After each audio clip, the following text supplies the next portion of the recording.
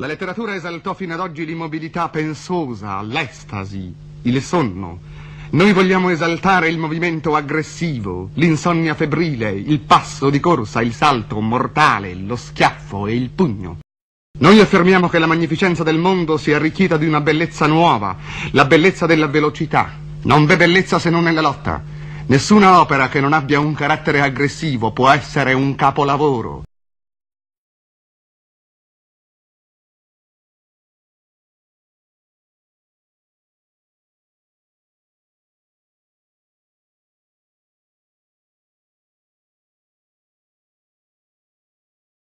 Marinetti ha il gusto della provocazione. Nel 1910 lancia su Venezia 800.000 volantini a condanna del Chiaro di Luna e del Canal Grande. 27 aprile 1910 contro Venezia passatizza. Noi ripudiamo l'antica Venezia estenuata e fatta da voluttà secolari che noi pure amammo e possedemmo in un gran sogno nostalgico.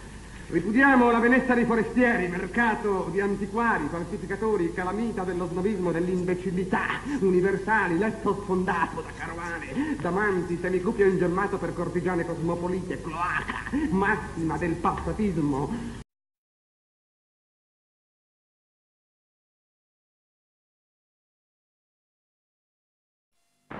Il futurismo è un grande movimento antifilosofico e anticulturale di idee, intuiti, istinti, pugni, calci, schiaffi, specchiatori, purificatori, innovatori e velocizzatori, creato il 20 febbraio 1909 da un gruppo di poeti e artisti italiani geniali.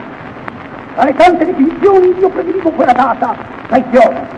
I futuristi sono i mistici dell'azione. Infatti, i futuristi hanno combattuto e combattono il passatismo sedentario sotto tutte le forme: prudenza diplomatica, logica pessimista, neutralismo, tradizionalismo, culto del libro, biblioteche, musei e professori. I futuristi hanno adorato e adorano la vita nella sua colorata e tumultuosa varietà illogica e nella sua bellezza muscolare e sportiva. Armati di coraggio temerario e innamorati di ogni pericolo, essi arricchirono l'arte e la sensibilità artistica col succo e con le vibrazioni di una vita impavidamente osata, vissuta, goduta.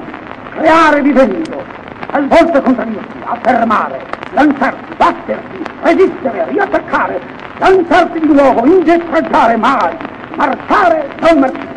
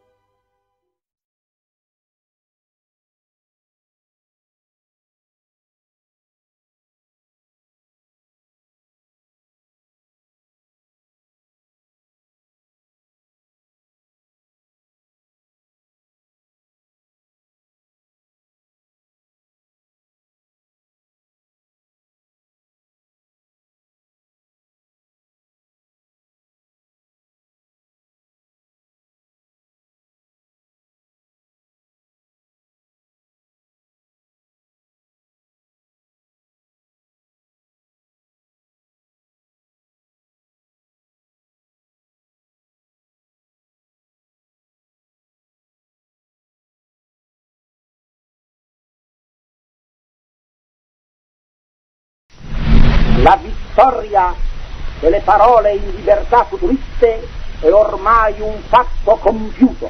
Le parole in libertà orchestrano i colori, i rumori e i suoni, combinano i materiali della lingua e dei dialetti, le formule aritmetiche e geometriche, i segni musicali, le parole vecchie, deformate o nuove, i gridi degli animali, delle belve e dei motori.